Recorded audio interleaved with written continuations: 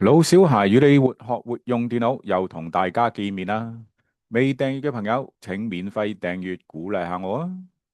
之前同大家分享過音效素材平台，今次想同大家分享一個比較特別少少嘅，佢入邊收錄咗接近3萬個特別音效，有腳步聲音啦、火車站嘅候車聲音、夜晚嘅城市聲音。佢最特別嘅地方呢，就係可以用 AI 製作自己想要嘅特別音效。我哋用 Google 嘅 account 咧，就可以免費登入噶啦。我哋先上個網站啊，個網址係 https://soundeffectgenerator.com。大家係唔需要抄個網址噶，我係會擺翻條 link 出嚟俾大家參考嘅。相信呢，大家都見到網站啦。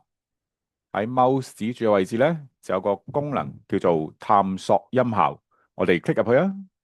嗱，click 到去之後呢，就會見到有成接近3萬個免費音效素材噶。我哋將個網頁移落少少，就會見到啦。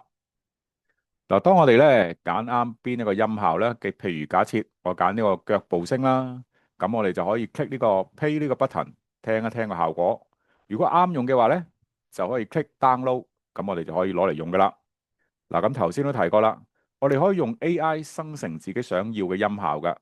我哋 click 重新生成，咁咧就去到呢個畫面啦。